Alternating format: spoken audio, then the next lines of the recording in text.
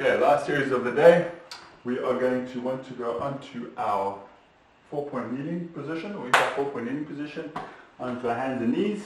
So again, make sure, like I always say, protect the wrists, spread the fingers, drive the fingertips down, make sure they are nice and white, means you're protecting the forearms there nicely, and so you won't hurt your wrists. Knees directly under the hips, and we're going to start out with a nice neutral spine, as we're going to go through a little cat stretch first. So first the cat stretch. These are quite nice. Remember, we're focusing here on the pelvis. We tuck our tail between our legs, stretch it out, and all the way into extension, and stretch out the tailbone and lift the neck towards the ceiling. Over there you can do 5, even 6 if they feel really nice.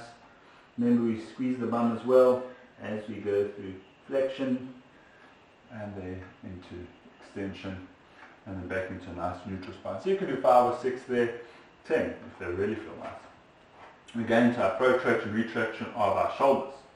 So to do this, we are not going to try not to bend the arms, make sure we also don't dip the neck. We've picked a spot a couple of centimeters in front of us, sort of the edge of your mat. We drop the chest down, and on inhale, exhale, and we use the shoulders to push away from the mat past where the tips have come, sort of past the edge of the shoulders. So it's down, protraction, exhale, inhale down, and exhale back up. Nice stretch. And we can do 10 there as well.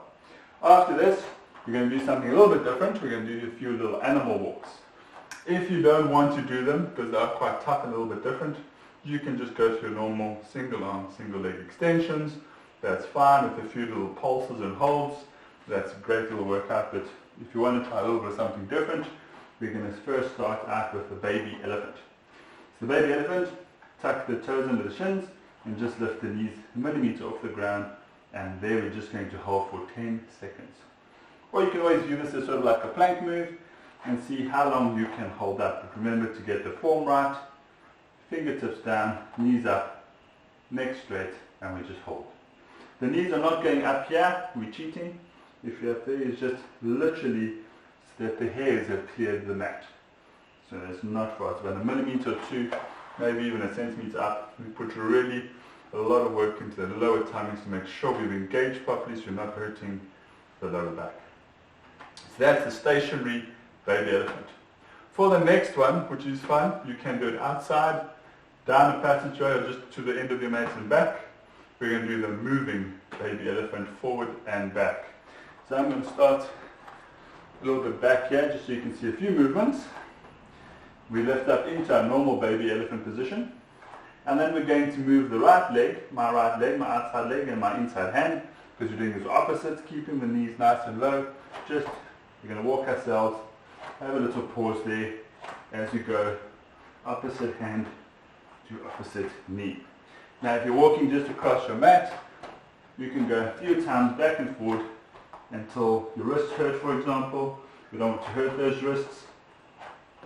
Just a few times back and forward, 10, 20 times, depending how long your mat is. If you're going down the corridor, just once or twice, up and down. Going backwards is very tough, gets the mind really engaged to make sure we're doing the opposites.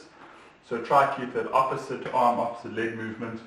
As we move the one knee forward, we move the opposite arm forward, and we try, obviously, repeat that a few times. So that's the moving baby elephant. After that, we can finish off with the chameleon. So the chameleon, of course, as you know, if it crosses the road, it's got long pauses in between each move. We won't do the chameleon shake, but we are basically just going to do the pause, hold, walk.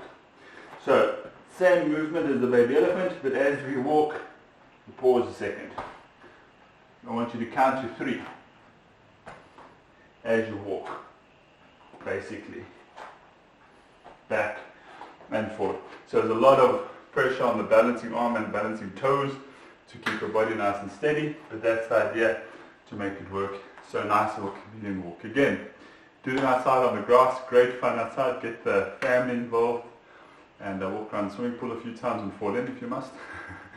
But they are lots of fun. So enjoy those, but like I said, if you don't want to do the animal walk part, do the baby elephant, then out into your single arm, single leg extensions, and remember always to protect those wrists. If you want to step that exercise up a little bit more, which is always great fun, you can include it with the plank. So this is a little bit more tough, so we're going to do the, for example, we'll do the chameleon walk. Remember to count to 3, 1, 2, 3, as we move. Then, if you feel you're getting tired, pop down into the plank. So we move. Okay, my arms are getting a little bit sore, into the plank for as long as you must. Back up, again, continue with your chameleon walk. So include it as one long exercise and see how long you can go for. Chameleon walk, plank, no breaks. And see how it goes. It takes the pressure between the wrists and the elbows and the shoulders, and the whole body gets a nice workout. So yeah, see how long you go for, and have fun.